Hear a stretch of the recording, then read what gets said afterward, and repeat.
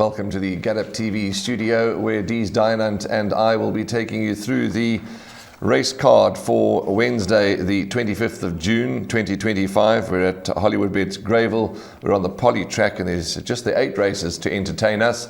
The first race at 12:15 and the 8th and final race at 23 minutes past 4. We'll talk and greet Dees in a moment, but let's tell you about the first race. The first race is the Gallop TV YouTube channel maiden plate over 1,200 meters for a stake of 125,000 Rand. As I said, 12:15 is the off time. Dees, 9 runners at the time of recording, and we of course urge the punters and the viewers to check their scratchings, card changes, betting moves, etc. before taking their final bets, because the show is recorded way above or way before start time. How are you? All okay, Warren, and just 2 meetings in KZN before we have our big one, which is the main event, and looking forward to these next 2 race meetings. Of course, we race on Wednesday, then we race on Sunday at Hollywoodbets Scottsville, and then it's a week off before the Hollywoodbets Durbanville. I was looking for my glasses at home last night, yes. Which was difficult because, of course, you need the glasses to see. Now you're looking for the glasses. Yeah. And while I was doing that, I just started to think about a few things. And the first thing that came to my mind is that before we blink, the Hollywoodbets Durbanville will be come and gone. Where does the time go, Dees? Now that's it. You know, you speak to everybody, and having a look at the World Sports Betting Met it looks like it was just the other day. You know, number 8 and 18 was a fluent winner, watching One Stripe in the Western Cape win all those races. Yeah, it's amazing. But we are here, and once we hit the Hollywoodbets Durbanville, it's then the Gold Cup, and it's downhill 2025. Yeah, okay, let's go. Race one. Race one. Now, to be short and sweet and to the point, the first race, my value selection, when I say value, this gelding was trading at around 7-2. I was impressed with Higher Love's comeback run when third to Victor Hugo. He set the pace. He was outrun in the closing stages. He gets draw 1. He's been on the poly 3 times for 2 places. I like him for a place as a bit of value. But for me, they're all going to have to go some to beat number 9, Wing Walker. I know he's got a bit of an awkward draw. He's had the 1 run in the province, second to Yippee-Ki-Yay, who seems to be a lovely horse. And the way this horse moved up last time, I thought he was a winner, but Yippee-Ki-Yay had other ideas. For me, Lucinda Woodruff, her strike rate or her form in KZN, and Cape Town for that matter, is very good. I like Wing Walker and I like him a lot. Okay, this is the betting, Warren. Number 1, Higher Love, 7-2. 2 intro at 6-1. Then we have number 5, Sovereign Command at 8-1. Number 7, Little Crack Up at 5-1. And the runner that Warren thinks will be hard to beat, number 9, Win Walk Up, is at 9-10. So I think the key to the race is no doubt Lucinda Woodruff, and she'll have a very good line because you picked out Higher Love. There shouldn't be much between number 1, Higher Love, and Little Cracker, number 7, on that run to Victor Hugo, who's trained by Lucinda Woodruff. So if this horse, Wing Walker, is anywhere near the capability or the ability of Victor Hugo, then one would think, regardless of the draw, will win. And at 9-10, whether the horse is going to shorten or not, we'll have to wait for race time. But I agreed, Wallen, that if 9, Win Walker, takes to the poly track, even though poly drawn, will be hard to beat. The exacta horses, 1, Higher Love, and 7, Little Cracker, and once you look past them, it becomes very difficult. So we are all in the camp of number 9, Wing Walker, to get ourselves to an absolute fly here. The odds-on shot in race number 1. Well, with 8 races carded, race number 2 will kick off the place accumulator. You need to get on the tote by 12:50, 10-1, 1,200 meters the distance. It's an open maiden for fillies and mares, and we'll bring up the field, have a look at some betting. At the time of recording, number 1 is a scratching, so that is out. We'll now have 7 runners go to post, Warren. Number 2, Chicago Lass, is at 8-1. 4, Gorgeous Bomb at 2-1. The first timer from the Wendy Whitehead stable, the 2-year-old daughter of Futura. 5, Dancing in Denmark, is at 5-1. 6, Fantasy League at 4-1. Number 7, DeRosa at 4-1. And 8, Dynasty's Last, who's had many chances. The 5-year-old, she's having a 24th run this time round. She's trading at 8-1. Warren, for the place accumulator, which begins here in race number 2, I'm going to take no chances. I'm going to include both the runners, number 4, Gorgeous Bomb, and number 6, Fantasy League. I'm judging them on their run behind Papi or Blue. We know that horse has since come out to win again for Pit Porter. There wasn't much between the two short heads to the line. If they repeat that performance, I think they could fight this out. Gorgeous Bomb's got the blinkers and the tongue tie on, so they're trying some equipment changes that could make a difference. And then the joker in the pack could be Savannah Valju's ride, number 3, KMV Reed Trafford. The reason that I mentioned the horse more than the form is that the owner, Ravi Padiachi, that man's having a great run, isn't he? Absolutely, and we've said it time and time again, you know, whether you're an owner, trainer, punter, analyst, whatever you may be, breeder, you know, you go through ups and downs, good form, quiet form, and it is what it is. It's just part of the game, and you're quite right. He is in absolute mustard form as Ravi Padiachi, and long may it continue for him and his family. But KMB Retrofit, yes, must have a bit of a chance. Gorgeous Bomb, I'd like to go as far as saying if Gorgeous Bomb doesn't win today or tomorrow, whenever you're watching this production, she's going to battle, because with no disrespect to the field, you know, there's not much really to go on. So Gorgeous Bomb, if she doesn't get it all right, then I'm not quite sure. Fantasy League, it just shows you the quality of the field, D's, because last time Fantasy League ran, she went off at odds of 100 to 1. Yes. Today she's priced up at a very, very short 4 to 1. So that's what we're racing here against. Dynasty's last. Interesting, because you're quite right. Well tried, this mare, very well tried. But in this type of field, if she were to go close, I wouldn't be shocked. But she's had enough chances. So, 4 Gorgeous Bomb, 6 Fantasy League, and then I'm going to include 8 Dynasty's last, because surely she's got to get it right one of these days, and she ain't going to get an easier opportunity than this. She's been in some Class 5 races. She's been in maiden plates, open maidens, but she's obviously limited. The form is there for all to see. But for me, Gorgeous Bomb, last chance for me.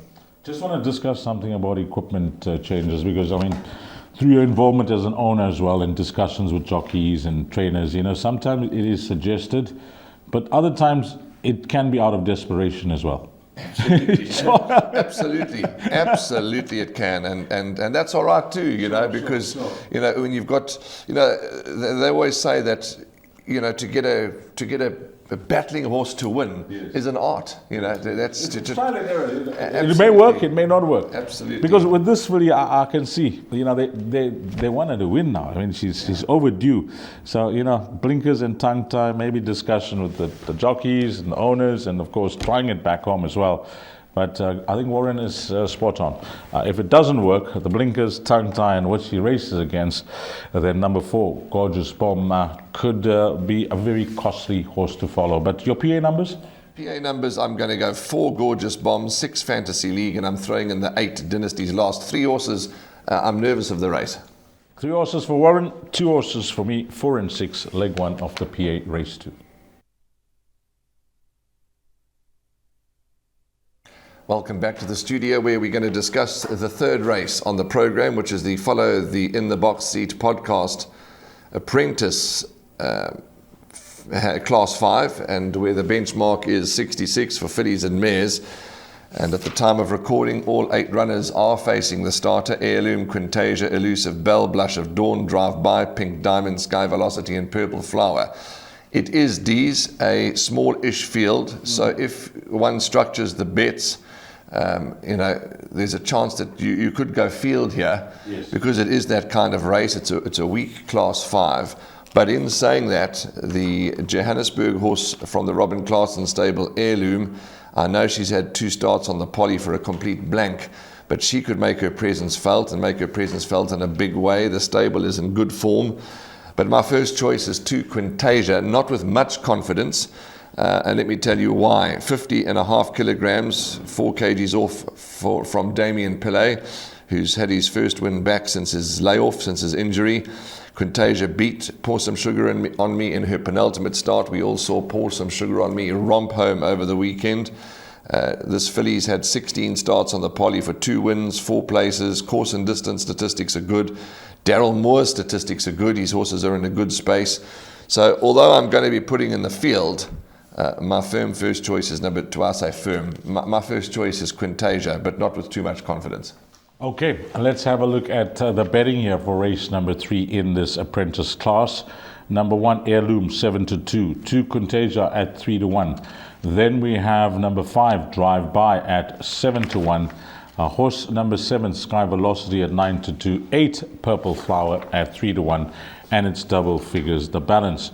I just want to bring to the viewers some information, because, you know, use it if you wish, because the apprentice title race is hotting up nicely, just the way the national jockeys title race is, always been over the last few months or so, a race between 3. But it looks like the race between 2, Warren.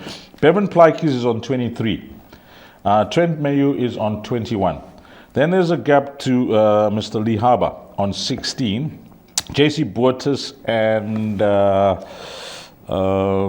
is on 16, and then we have Kolisi Mputo on 14, and that is it. So I don't know if these other kids can possibly catch up with Bevan Plikes and Trent Mayu, or it's going to be a race between 2. The betting market, having a look at the, Hollywood have priced up on the SA Apprentice Jockey Challenge. They've priced up. They don't miss a beat, and it's fantastic. Bevan Plikes, who wasn't the favourite, is now a red-hot favourite at 6-10. Trent Mayhew's eased out to 11-10. Then the closest rival is Kobedi James de Harbour at 14-1. And then we go bigger out, 40-1 odds, Nervan Nastili. Nastili and JC Boertes are both on 15. Correct, and both trading at 40-1. So as far as the betting market's concerned, it looks to be a 2-horse race between Bevan and Trent.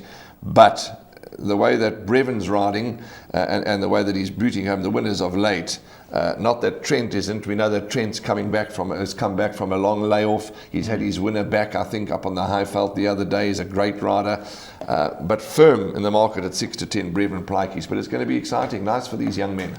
And I like the fact that the operator is now playing a hand in this, showing some interest, putting on races solely for them at the race meeting. At this race meeting, we got 2 races for them. Correct. So Bevan and Trent, if you want to follow the 2 jockeys that are vying for a title, well, maybe those are the 2 jockeys to go for you in this race. Sorry, Dees, to interrupt you. What makes it good fun, is that it's Hollywoodbets Durban July time. You can take, I'm just using a name for example. If you fancy 8 on 18, you can take 8 on 18 to win the Hollywoodbets Durban July into Trent Mayhew to win the championship. There's such fun bets, good bets that you can take out there. Talking about a fun bet. Imagine the guys that, and this is not a fun bet, this is an investment bet. Because you're punting at the beginning of the season for the jockey and trainer's title, you're waiting a whole 12 months. That's the only thing that doesn't excite me, because you want a quick return. You want a quick return. I promise you, those guys that are willing to wait those 12 months when they get on, those guys got patience. But when you look back, and I'm not saying any amount of spend is, nothing to be sneezed about, but I would suspect that the guys that take those 12-month bets, they're having a big go. Yeah, absolutely. Like a proper go. Correct. It's not like a 10 rand to wait for 12 months. Sure. They're having a proper bet, and it's an investment over 12 months. Because I know a few guys that actually do that. I haven't got the patience for that. No, me too. Okay, so the third race, Quintasia for me, or the field? Yeah, it looks like a field race, and the racing fans, we just wavered away from the topic of horses, but just some information away from the racing on Wednesday. So race number 3, Warren makes it tough, but he likes Quintasia. I've given you the betting. I think it's a tough race. For me, it's a field race in the exotics. I think leg 1 of the pick 6, unless you really like something, you can narrow it down to the minimum spend. It looks like a race where it'll pay well. That is the quartet. If I had to pick one, I'm going to go with Sky Velocity. Ignore that last start behind Copacabana. She loves racing on the surface, and the way she won at a penultimate start with the leading apprentice up, Bevan Plikes, she could be the right horse in the race.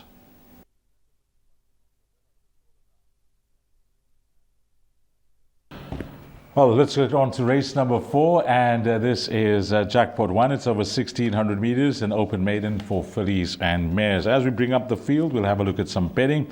1,400 hours, 2 p.m. is Jackpot 1. Number 1, Roy's Grace, 8-1. 2 is Can You Do the Hula at 4-1. Number 3, Run for Peace at 8-1. 6, Splash of Love, the 2-year-old, is at 4-1. 7, Line in the Sky at 7-2. Then we got number 10, Fine Wine at 33-10. I'm just having a look at the way they've priced up here, Warren, and I personally think there'll be some action in the race when it comes to the betting. And one of them that could find all the betting support, I suspect, could be number 10, Fine Wine. She started off a career late as a 4-year-old on the 13th of April. So she may have been a late maturer. There may have been issues with her. But for whatever reason, she's shown her hand and she's improving with each start. They've engaged the services of Richard Faree. From what I've seen to date, I think she'll be highly competitive. Keep an eye on the betting market. If she's supported, I think she'll go very close to winning. And I'm going to make her a PA banker. But once you look past her, there's 3 other runners that are picked out. One of them is number 8. She's a rocket. Well done, Doug Campbell. Good double on Monday. Stable's in good form. And if that continues, I think she'll be competitive. That's horse number 8. And then number 2, Can You Do the Hula with Mkolisi Mputo. Nice run behind Cherry O'Baby last time out. Repeats that, could go close. And then number 3, Run for Peace from the Tony Riverland stable will also get my vote. So between numbers 10 and 8, I think you could get a nice exacta here. Yeah, not too much debate from my side, Dees, with regards to those numbers. You've gone 10-8-2-3. I'm 10-8-6-3. I'm just going to include number 6, Splash of Love. And she's made a hash of the start in her last 2 starts. She needs to get away on terms. I'm sure she will this time, now that she knows what it's all about. 2-year-old against these older horses, but lightly raced and clearly showing some ability. And Paul Lafferty's made no secret that he believes in this filly, that she's got some ability. So I give her a chance of jumping on terms. I do agree with you, Fine Wine, irrespective of the draw. I did expect a bit more from her last time when she ran 4th 5 and a bit to Another Dream. She just found no extra in the closing stages. But I'm sure that she's capable of way better. So, yeah, 10 Fine Wine from 8. She's a rocket. 6 Splash of Love. 3 Run for Peace. Certainly never too far off the action. And she's going to get it right one of these days. So, Dee's numbers 10-8-2-3. My numbers 10-8-6-3. Race 4. Let's move to race 5.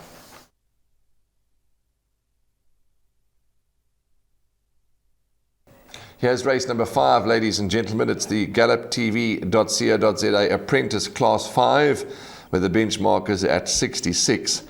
1,800 meters is the starting point of the race. 1,800 is what they've got to cover. And Trent Mayhew, JC Boertes, Kabedi James de Harbour, Damien Pillay, Brevin Plaatjes, Blaine Marks, Jacobson, Olisi Mbuto, and Varun Jordi gets rides here in this race, race 5.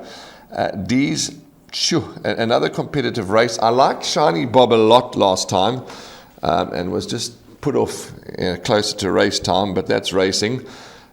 I'm going to go with him again, maybe not to win, but certainly to run a huge race. Shiny Bob, that second to Numzon was good after he was slow out. There's that man, Brevin Plaatjes, again in the saddle. Wave Warriors, consistent.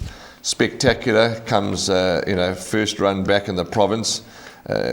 Absolute draw strike, spectacular. Last time was drawn 11 of 12 at Hollywoodbets Kenilworth. Now gets draw 2 of 8 at Hollywoodbets Greyville, so a draw strike of note.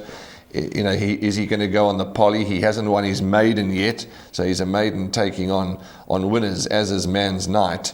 But over the page, we spoke about this young apprentice, Varun Jordi, who hasn't had his first winner yet. This horse, Count Marsh, loves the poly. Was a little unlucky last time, inconvenienced at a crucial stage of the race. As I say, gets 49 kilograms on the back, has come down from an 82 rating to a 52, and I think this young rider, Varun Joti, could possibly win his first race. So I'm going narrowly with number 8, Count Marsh. I say narrowly because there's others in with big chances. I'll tell you something about Warren Lentfana racing fans. His favorite food is curry. But what has impressed me now, his pronunciation of Varun Jodi as well. Well done, Warren. Got that spot on there with number 8.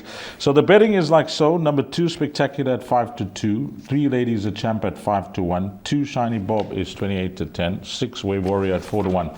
And then Varun Jodi's mount number 8, Count Marsh, is at 11-2. So Warren has given you Count Marsh as a value selection and an each way play in race 5. Unfortunate, I don't have that part of my play. In fact, that's my 5th choice. I'm going to be tipping them. 6, Shiny Bob, Guard Puller's runner with the leading apprentice, Bevan Plikey's up. Good run last time out behind Numzan. Repeats that, goes close to winning. 2nd, the ever consistent Wave Warrior, who loves the poly track. You'll always get a solid effort from him. 2, Spectacular from the Glen Cotson stable.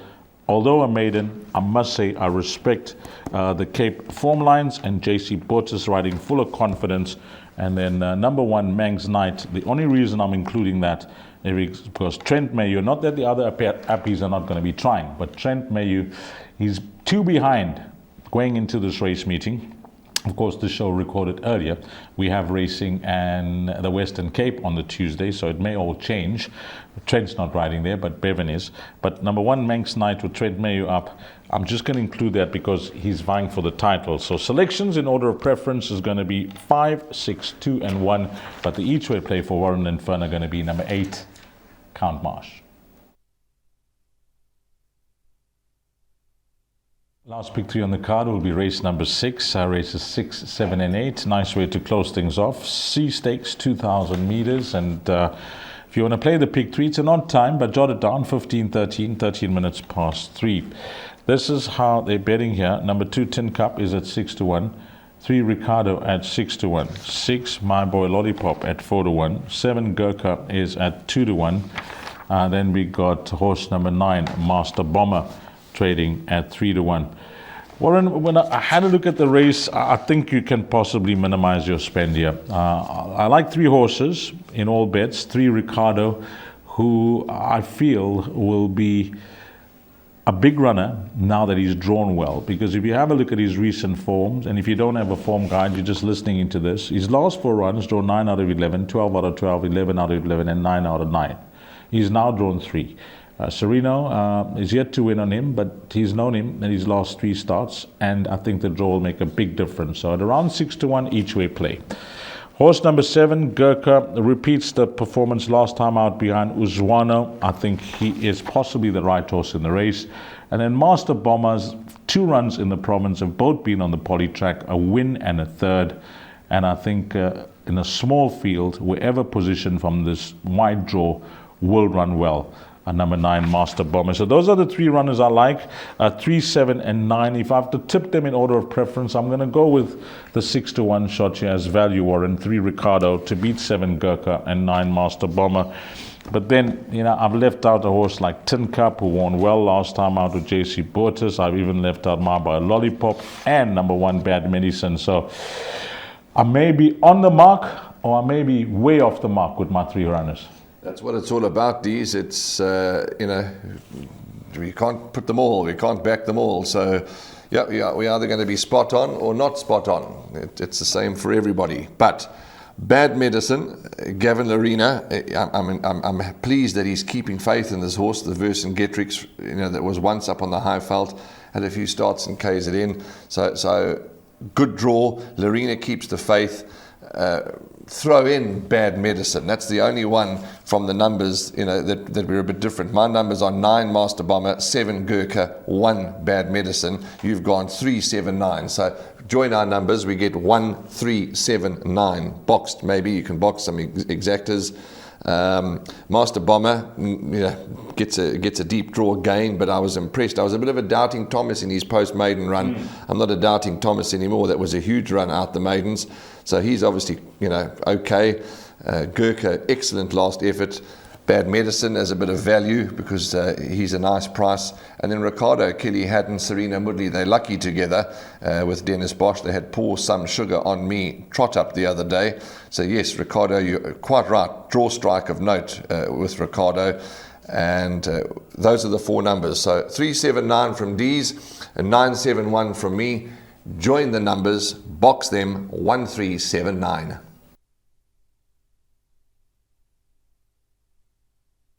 The penultimate race on the card is the Race Coast Bright Future SA Racing Class 4, where the benchmark is 80.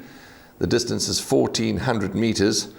And at the time of recording, there is a scratching. Number 8, Night Warrior, takes no part. And the 2-horse Nocturnal Flight gets a pair of blinkers added. And I think that's it, D's, for now. Another difficult race, and towards the end of the meeting, it seems to be getting a bit more difficult. Prince Florian, although he's going into deeper waters now, first time out the maidens, he did win his maiden well, so I'm looking forward to seeing how he goes. He beat the Golden Goal. The Golden Goal has since been well backed and won well, so that's encouraging. Give That Man a Bells. I remember talking to Lucinda Woodruff last time out when this horse was running, and she was of the opinion that he might just need a run to tighten up. So I'm expecting huge improvement from Give That Man a Bells. And then we can go on and on. Nocturnal Flight. Richard Fourie gets the ride this time, never far off them. His Preemptive Strike likes this Polly. Moolah Man for Comnadi, used to be with Stuart Pettigrew, now with the Pillay family, owned this horse Moolah Man. Mr. Nibbles is in good form. Winter Waves is capable, erratic but capable. I'm not sure, D's, we're going to have. I don't know if we're going to be able to minimize the spend here, but my parting shot is I'm looking for big improvement from number 4, Give That Man a Bells. Not to say that he's the winning selection. I just think you've got to put him into quartets. Well, many will want to give you a bells if this has to arrive after race number 7, because the horse is a big price in double figures. I'm going to side with 2 runners for the PA, 5-star of the future, Frank Robinson with the blinkers on. Look at his form with the blinkers. 2 runs, a win and a second. And Cabello Mazzaniane does know the horse well, and I think repeating that last start would go well. And then number 9 gets my vote for the PA, Mr. Nibbles for Mr. Paul and Muziani. Form's good, and although last time out was 4th behind Eventador, and if you look at that run behind Eventador, horses like Nocturnal Flight and Star of the Future were behind, and I'm tipping Star of the Future, who was disappointing behind Eventador. I think 9 Mr. Nibbles will go well here. So 5 and 9 for the PA, and then for the pick 6, I'm just going to include 2 horses that love the surface in Preemptive Strike, number 6, and horse number 10, Winter Waves. But I think Warren could be onto something here. Would Give That Man a Bells, because that first start was too bad to be true on what was expected from the horse, although he was needing the run, because I think Give That Man a Bells is also dropping in the ratings as well. Looking at the rating of a 71, is tight on that mark of a 71, is Give That Man a Bells, but has dropped down from an 82 at a high. So complicated could be the right word to use when they are betting 3-1 the field. But I think in race number 7, between numbers 5 and 9, you could see yourself through the place accumulator. But I like Warren's thoughts process here with Serena Woodley's mount on number 4, Give That Man a Bells, as a value choice and an each-way play. All right, race number 8 is a class 4. The distance is 1,400 meters. Odd time 16:23, but it's an early end to our race meeting at Hollywoodbets Greyville, where we're on the poly track. We bring up the field, have a look at some betting as a guide. Number 1, Global Impact, 3-1. Then we got number 5, Voldemort at 5-2. 6, Rooster Bradshaw at 7-1. Yeah, that is it, Warren. It's double figures the balance, just looking at the balance of the runners here, unless I'm missing out on something, which I will double check to see how that betting is going to be here in race number 8. So we go on to race number 8. Yeah, that is it, Warren. No, sorry, Victor Hugo at 5-2. I mentioned that. Yep, that is it. The rest are all in double figures. I'll tell you what, this race, there is a form line that stands out like a sore thumb, and that's the form line behind Down by the River. 2 horses are represented that I like from there, 5 Voldemort and 6 Rooster Bradshaw. I'm actually going to read out the winners from that last form line, Warren, because I jotted them down. Inkwele, Mr. Nibbles, Tobacconist, Ibuto. And there was, we'll call it 2.5 lengths between Voldemort and Rooster Bradshaw. In different runs, considering that Voldemort raced up handy, Rooster Bradshaw came from off the speed. What tactics are going to be used this time round, I don't know, but they're both drawn alongside each other. If that form line has to come into play, I can't separate these two, 5 Voldemort and 6 Rooster Bradshaw, but guys must be saying with these, give us your top choice of the two. Well, the one's priced up at 5-2, Voldemort, and Rooster Bradshaw at 7-2. So I'd rather go the places Rooster Bradshaw, and 7-1 maybe a bit of each way play as well. But between 5 and 6, I'm going to be suggesting those are the numbers for the PA. And then for the pick 6, River Dance from the Stuart Ferry stable, I think respect to that. And then we'll watch the form line earlier on today. I think when we started off this meeting, we spoke about Victor Hugo. Yes, it was in race number 1 between Higher Love and Little Cracker. We'll see how that form line works out there, because the one thing that I spotted, and I'm sure you would have spotted this as well, Warren, look at Gavin Arena. He rides Victor Hugo, but I'm almost certain that if he wanted to ride Voldemort, he could have ridden that. So, did he make a choice? I'm almost certain. He runs himself and Enriquez Sugar, the one-stripe story, etc. He rides a lot for these colors. So I'm almost certain that either something went horribly wrong when they declared jockeys, or he's chosen Victor Hugo.